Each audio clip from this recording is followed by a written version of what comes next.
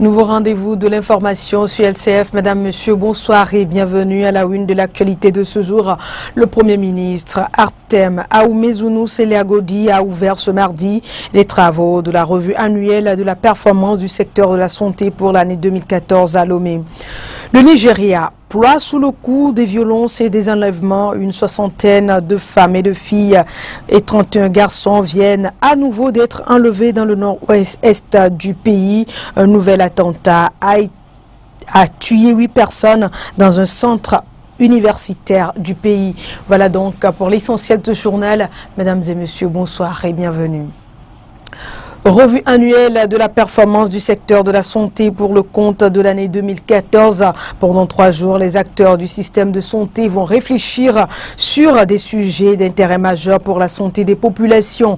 Le bilan des activités menées en 2013 sera également dressé. Il faut dire que c'est le Premier ministre Artem Aoumezounou Seliagodi qui a présidé les travaux. Cassandra Anaoui, Herman Congo.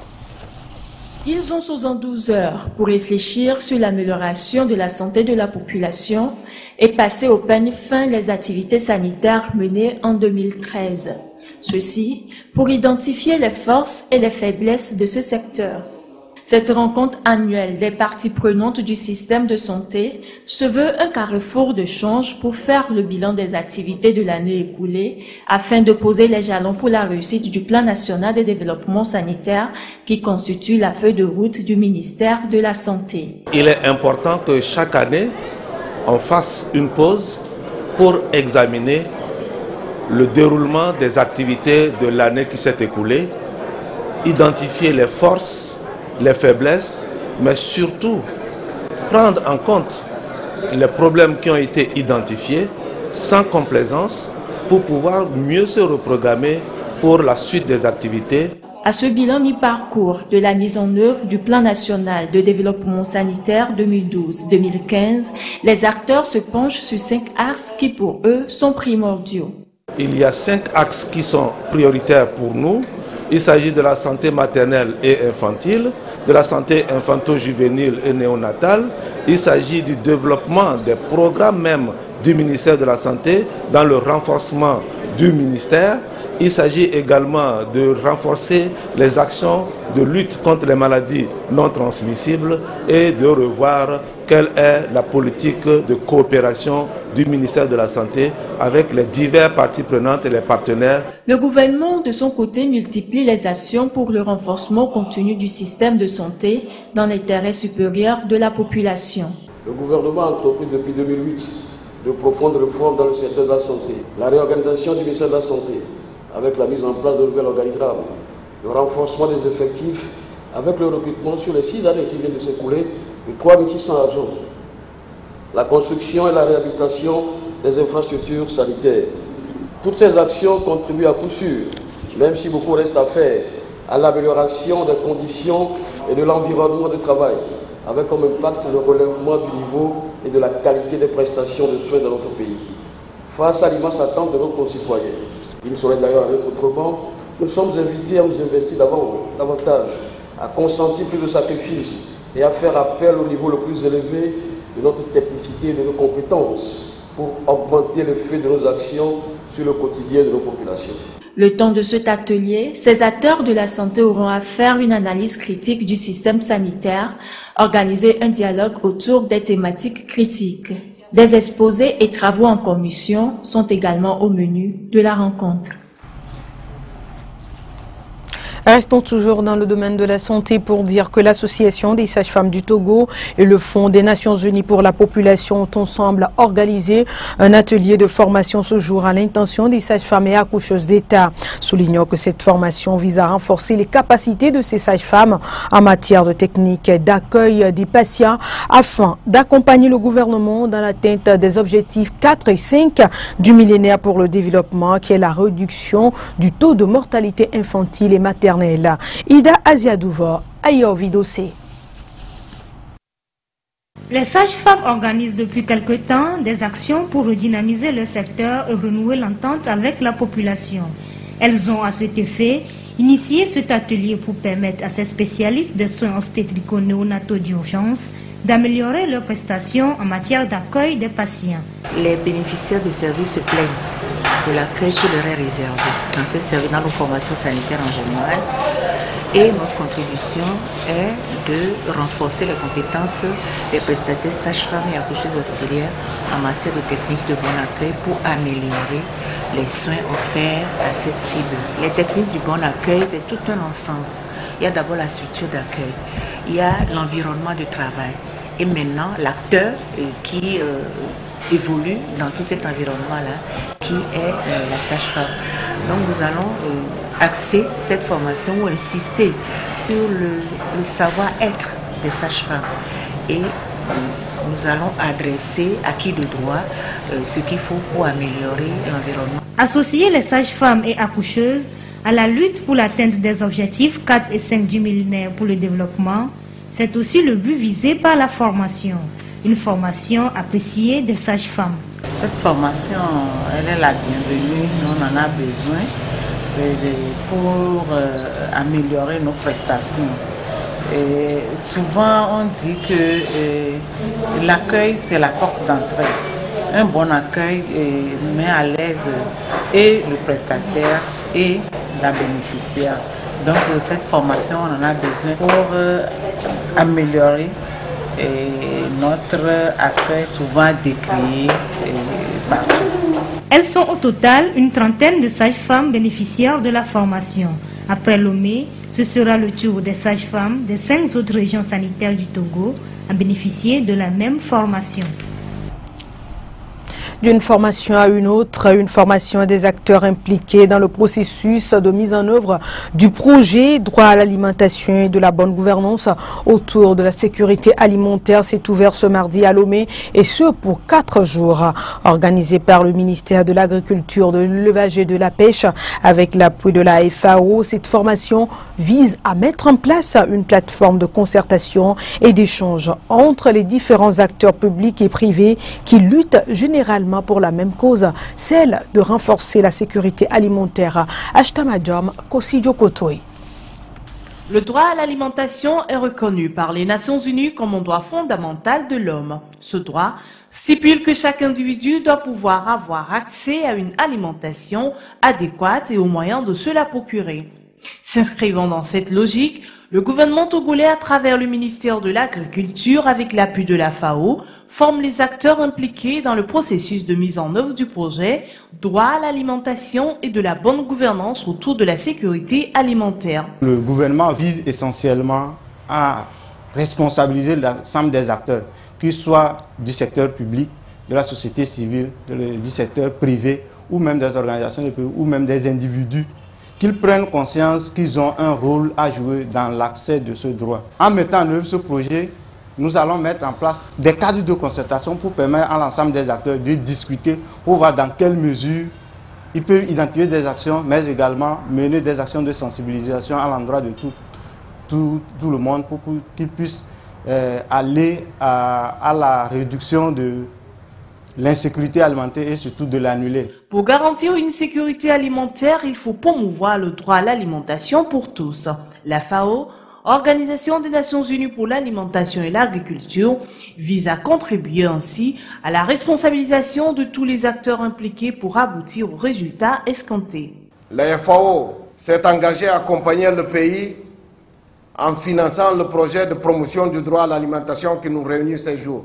L'assistance de la FAO, en particulier dans le cadre du présent projet, vise à contribuer à la responsabilisation de tous les acteurs pour leur implication effective dans la gestion des affaires liées au droit à l'alimentation et à la sécurité alimentaire. Pendant 4 jours, ces différents acteurs vont mettre en place une plateforme de concertation et s'approprier le concept de droit à l'alimentation pour le mieux-être de la population togolaise. La dite formation reste la première d'une série qui sera organisée sur toute l'étendue du territoire. Le rapport hors du cercle a été officiellement lancé ce mardi par le gouvernement togolais à travers le ministère de l'Action sociale, de la promotion de la femme et de l'alphabétisation en synergie avec Plan Togo. Ce rapport fait donc suite à une étude menée dans 4 pays ouest-africains qui révèle que les communautés sont les causes profondes de la violence et de la discrimination à l'encontre des filles et garçons handicapés. Mathieu Gaé, Reno Alahare.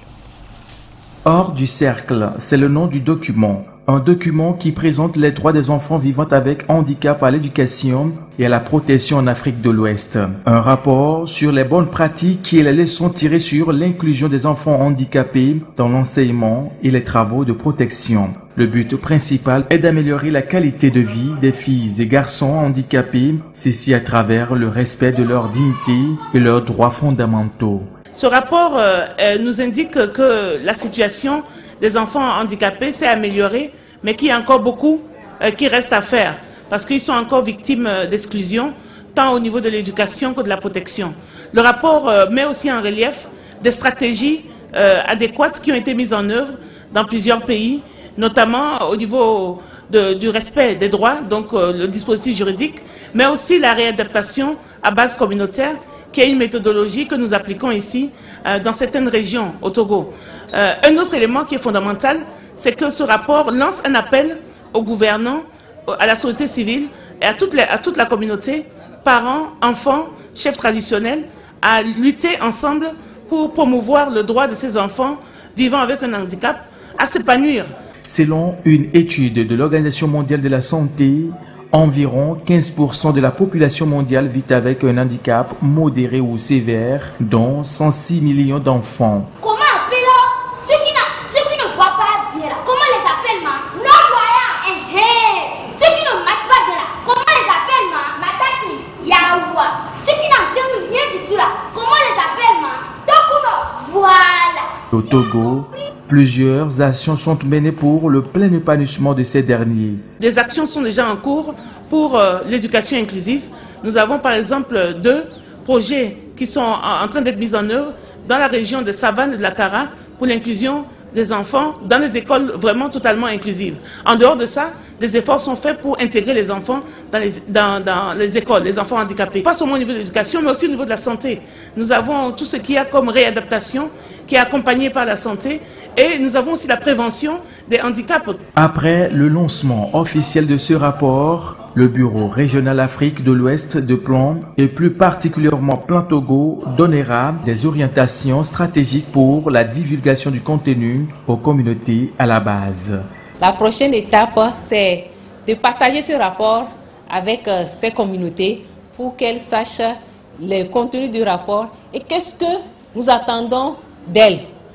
Qu'est-ce qu'elles peuvent faire pour promouvoir les droits de leurs enfants handicapés dans leur communauté. Le gouvernement togolais et Plan Togo s'engagent pour soutenir l'éducation des enfants handicapés et promouvoir leurs droits fondamentaux.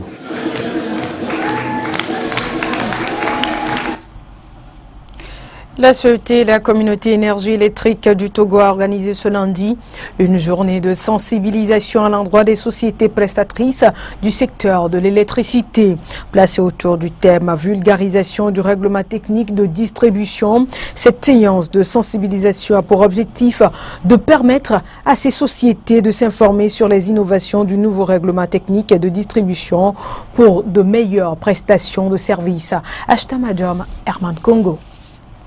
Agents de la CET, autorité de régulation du secteur de l'électricité, société prestatrice du secteur, ils étaient présents à cette rencontre de sensibilisation sur le nouveau règlement technique de distribution.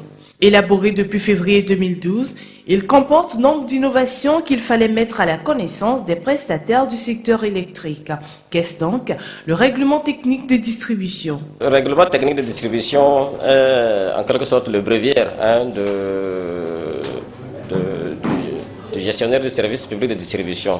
C'est dans ce document-là qu'on a les conditions techniques, financières, juridiques, administratives de fourniture d'énergie électrique.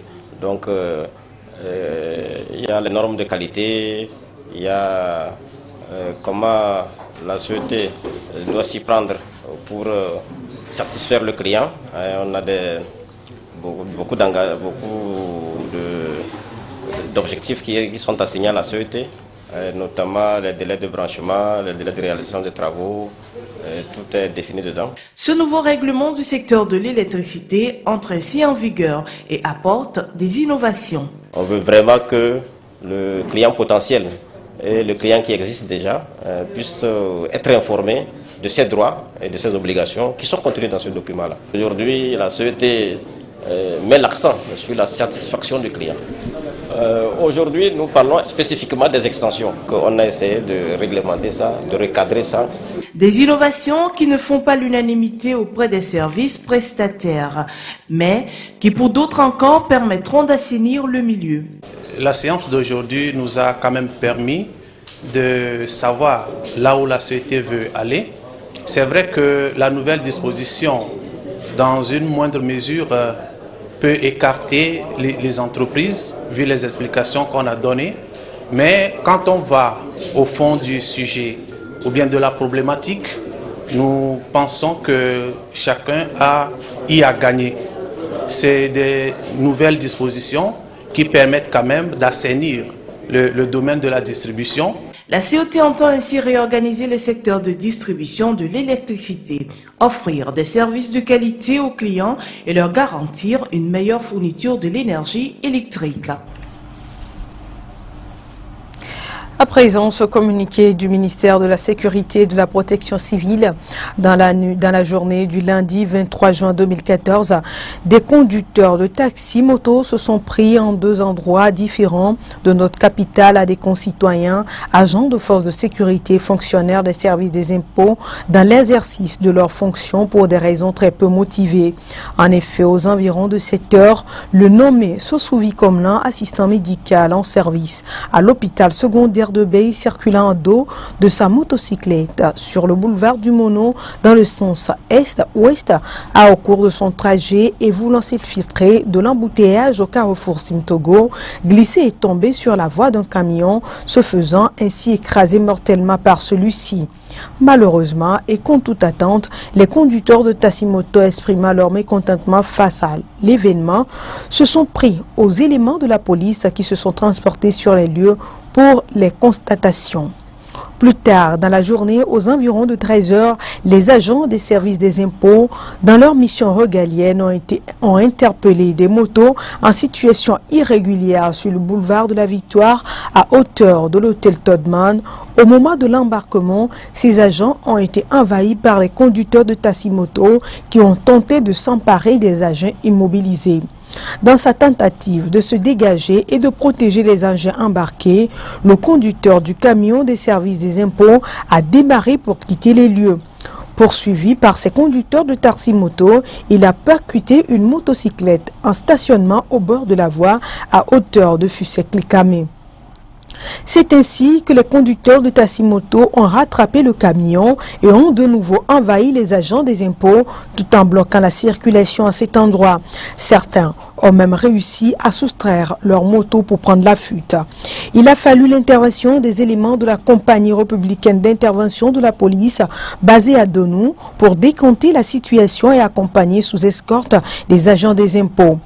Le ministre de la Sécurité et de la Protection civile condamne ces actes inciviques et belliqueux qui ne sont pas de nature à faire avancer notre pays.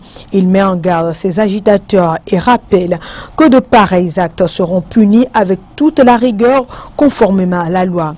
Il rappelle aux uns aux autres que le paiement de l'impôt est un devoir civique prescrit par les lois et règlements. Il saisit cette occasion pour présenter ses condoléances les plus attristées à la famille éplorée. À l'étranger, au Nigeria, plus rien ne va, plus rien ne freine les violences et les enlèvements dans le pays. Un village de l'État de Borno, dans le nord-est du pays, a été attaqué et pris en otage. Un centre de santé universitaire a été la cible d'un attentat faisant 8 morts et plusieurs blessés.